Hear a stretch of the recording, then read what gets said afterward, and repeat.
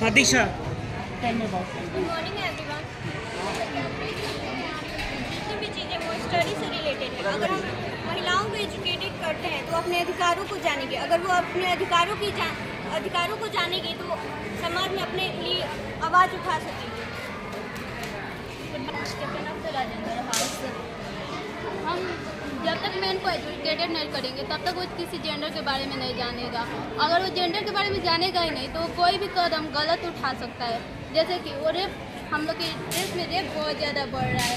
अगर मेन को हम लोग एजुकेटेड करेंगे, ज़्यादा एजुकेशन अगर उसको प्राप्त होगा तो कोई भी गलत ऐसी चीज़ें नहीं करेगा जिसको किसी को भी हार। Thank you.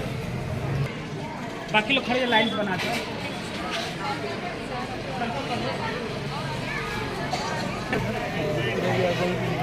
आत्मनिर्भर भारत, we made the आत्मनिर्भर Bharat to show that the India was growing by day.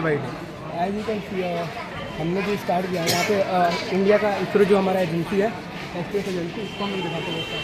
जैसे पता है कि हमारा इंडिया मतलब स्पेस में बहुत आगे बढ़ रहा है और इसरो काफ़ी रिसर्च कर रहा है।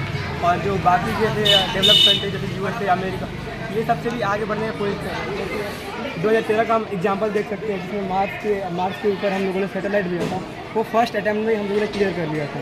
और जो दूसरा हम लोग दिखाना चाहते हैं वो कोरोना के बारे में। जैसे पेंडेमिक आया हुआ था 2020 से स्टार्ट हुआ था, तो बहुत सारे देश इससे जूझ रहे थे। जबकि इंडिया ने क्या किया था, उसका वैक्सीन बना के और बहुत सारे देशों को सप्लाई किया था। और इंडिया में भी बहुत लोगों को फ्री वैक्सीन दिया था, मतलब सारे लोगों को, जिससे बहुत हेल्प हुआ, वर्ल्ड वाइड भी बहुत हेल्प हुआ। और इसके बाद हम रिप्रेजेंट कर रहे हैं योगा को। जो काफ़ी सारे जो बीमारियाँ होती है वो अंग्रेजी दवाइयों से ठीक नहीं हो पाती हैं, तो उसको भारत ने योगा के माध्यम से ठीक करने का काम किया है। और योग गुरु भी हमारे इंडिया से ही है, जैसे रामदेव बाबा को आप जानते होंगे। उसके बाद हम लोगों ने रिप्रेजेंट किया G20। अभी हाल फिलहाल की बात है जो 2023 में बात हुआ है कि इंडिया G20 हेल्ड किया है, जिसको ऑर्गेनाइज किया वो, और उसका थीम था वसुदेव कुटुंबकम। और इससे इंडिया को काफ़ी ज़्यादा लाभ हुआ है, जैसे फ्री ट्रेड और ट्रेड में विकास। और हमारे मोदी जी का जैसे ये है कि 3 नंबर पे इंडिया को इकोनॉमी को लाना है, और उसमें G20 का बहुत बड़ा हाथ रहेगा, जिससे फ्री ट्रेड का भी मौका मिलेगा बहुत सारे देशों को। और उसके बाद आते हैं कि वोट देने का अधिकार सबको। तो जैसा कि पता है कि 1947 में हमारा देश आज़ाद हो गया था और इसके बाद से ही डेमोक्रेसी लागू हो गई थी।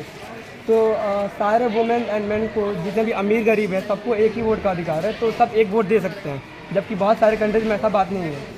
फिर हम दिखाते हैं सर्व शिक्षा अभियान को। तो इंडिया का लिटरेसी रेट मतलब हर साल बढ़ते जा रहा है, ठीक है, जिसमें आप देखेंगे बहुत ज़्यादा ग्रोथ हो रहा है। और जो लड़कियां हैं वो भी पढ़ रही हैं और जो लड़के हैं वो भी बहुत आगे बढ़ रहे हैं। तो इसके वजह से हम अलग अलग देश में भी जाके इंडिया को रिप्रेजेंट करते हैं। Thank you.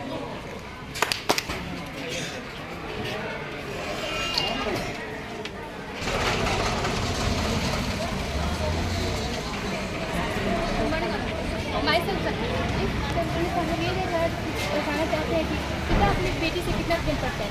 इससे ये पता चलता है कि बेटियां भी आजकल बेटी से कम नहीं है। ये भी पता चलता है कि आजकल के पिता अपनी बेटी से कितना प्रेम करता है।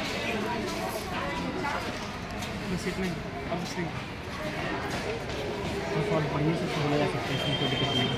ठीक है, क्योंकि आपने जो बनाया है बहुत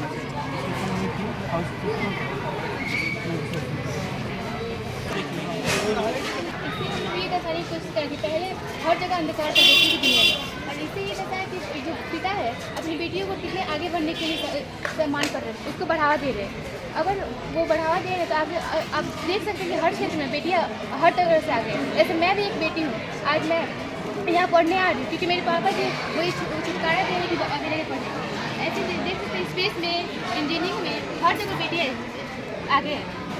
और पहले हमने कहा था, अब बहुत ही फर्क आया देश में। पहले बेटियों को बेटी बचाओ बेटी पढ़ाओ आंदोलन आए सरकार की ओर से, और बहुत सारे लागू आए नियम आए बेटियों को आगे बढ़ाने के। इससे आज तक बहुत सारी बेटियाँ आगे बढ़ चुकी है।